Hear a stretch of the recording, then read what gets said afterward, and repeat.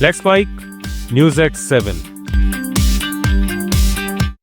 प्रधानमंत्री नरेंद्र मोदी ने केरल के पथनमथिट्टा जिले के तिरुवल्ला में जनसभा में पूर्वोत्तर राज्यों और गोवा में ईसाई समाज की भूमिका का जिक्र करते हुए कहा कि पूर्वोत्तर में ईसाई समाज की संख्या काफी अधिक है।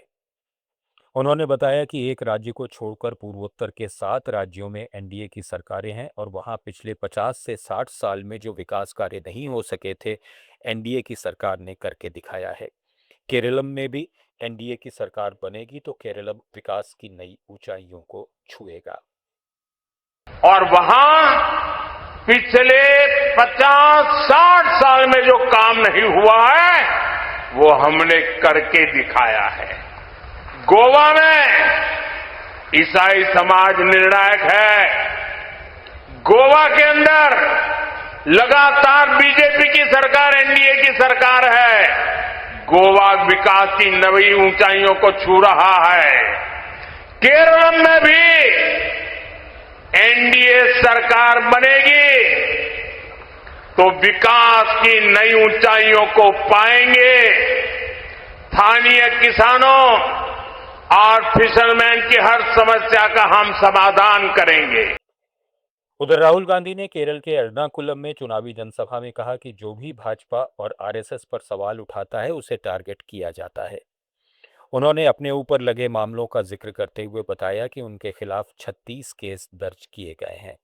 राहुल गांधी ने लेफ्ट फ्रंट के कार्यकर्ताओं और नेताओं से सीधा सवाल किया कि आपके नेता और आपके मुख्यमंत्री पिनराई विजयन से कभी कोई सवाल क्यों नहीं किया गया, क्योंकि वे अपने भ्रष्टाचार के कारण केंद्र के साथ समझौता कर चुके हैं। 55 hours by the ED. അതുപോലെ തന്നെ ഞാൻ അവരെ ആക്രമിക്കുന്നതിന് അവരെന്റെ ഔദ്യോഗിക വസതിയിൽ നിന്ന് എടുത്തു മാറ്റി, എന്റെ ലോക്സഭാ അംഗത്വം റദ്ദാക്കി. ഞാൻ ഇവിടെ ജാമ്യത്തിലാണ് നിൽക്കുന്നത്. അതുമാത്രമല്ല 55 മണിക്കൂറുകൾ നിർത്താതെയാണ് എൻഫോഴ്സ്മെന്റ് ഡയറക്ടറേറ്റ് എന്നെ ചോദ്യം ചെയ്തത്. I want to ask the left front workers and genuine left front leaders, why has your leader, your chief minister, never been interrogated? ഞാനൊന്ന് ഇവിടുത്തെ ഇടതുപക്ഷ ജനാധിപത്യ മുന്നണിയുടെ പ്രവർത്തകരോടും ആത്മാർത്ഥമായി പ്രവർത്തിക്കുന്ന ഇടതുപക്ഷ മുന്നണിയുടെ നേതാക്കളോടും ഒരു ചോദ്യം ചോദിക്കട്ടെ. कांग्रेस अध्यक्ष मल्लिकार्जुन खड़गे ने पुडुचेरी में जनसभा को संबोधित करते हुए तमिलनाडु और पुडुचेरी में कांग्रेस और डीएमके गठबंधन की मजबूती पर जोर दिया। उन्होंने कहा कि डीएमके और कांग्रेस तमिलनाडु में हमेशा जीतते हैं, हमारा रिकॉर्ड बहुत अच्छा रहा है।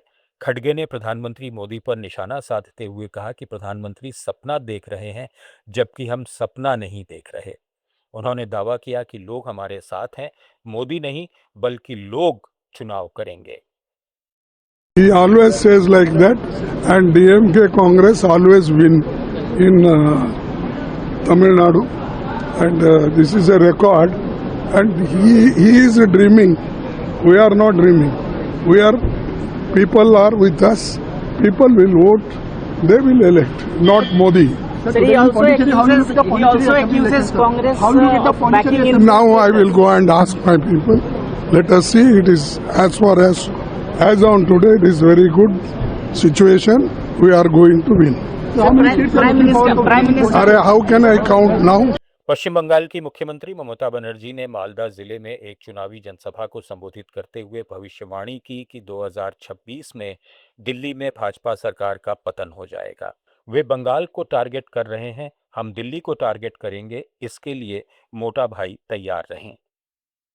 না এই 2026 সালে দিল্লিতে বিজেপি সরকারের পতন হবে আমরা যদি একটু বুঝে থাকি, আমরা যদি একটু ভারতবর্ষকে চিনে থাকি। বাংলায় জিতে ওরা বাংলাকে টার্গেট করেছে, আমরা দিল্লিকে টার্গেট করছি। আগামী দিন তৈরি থাকুন মোটা ভাই।